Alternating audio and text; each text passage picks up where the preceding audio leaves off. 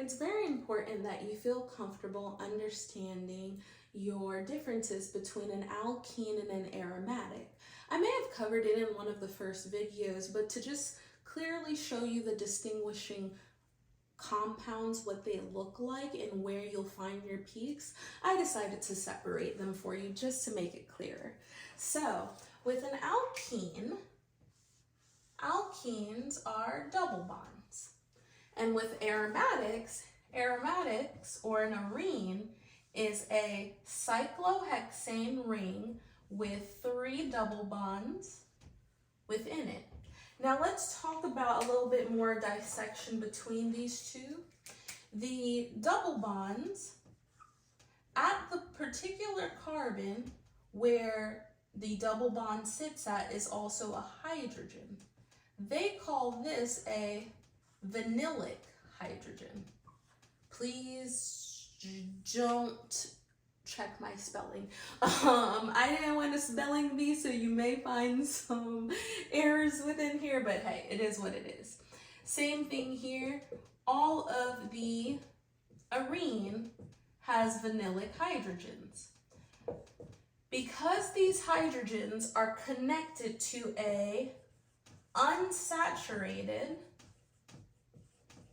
sp2 bond, those hydrogens have a specific place where they're going to show up. I think I gave you a hint, unsaturated, so I better be looking above the 3000 area. Now, as far as the double bonds themselves, they show up at a particular area as well. As you can see, they're going to be in zone C. Zone C, again, is where you find your aromatics, your carbonyls, and your arenes. However, I tell students to look at the 1700 area. If you don't see a long peak that stands for a carbonyl, in between that zone from 1500 to 1700, if you ever see multiple peaks on the back end, these are what stand for your C double bond C. Now, does it have to essentially be just between the 1500 and the 1700 mark? No, it can stretch a little bit over to like the 1400 area, but you'll see multiple peaks that are behind that 1700 area, and it could be short peaks, long peaks, medium peaks, but you'll have multiple that stand for the double bond. Now, as far as the vinylic hydrogen, because it's unsaturated, and we have another one that is right here, that one will show up in this region. Now, in this region, you may have multiple bonds, you may have 1 or 2 peaks that generate over here for the unsaturated vinylic hydrogen. It just depends. I know that could be a little bit frustrating because if you go back in some videos, we talked about amines that kind of show up in the same area and could have 1 or 2 peaks there as well. So it's very important to look at the whole spectrum to get the full picture of what's going on always. So now with the aromatic arenes, well, I have double bonds in my picture, so you would say, Kess, I would expect those same styles of peaks that would be behind the 1700 mark, being the C double bond C, and you would be correct. Now again, same thing with the hydrogens. We may expect short peaks, medium peaks on that side, denoting each one of these hydrogens in that area. Will you have to label each one of those hydrogens? No, but it's just something that you have to match up with your spectrum.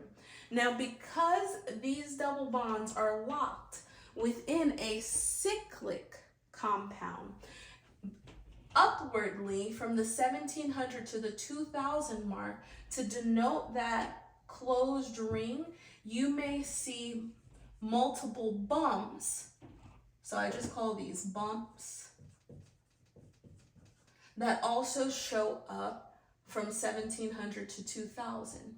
Whenever you have both of these, that's when you have an aromatic ring. However, on this side, you see we were missing the bumps, therefore it's just an alkene. Please notate the difference. Review these videos really well over and over again if you have to.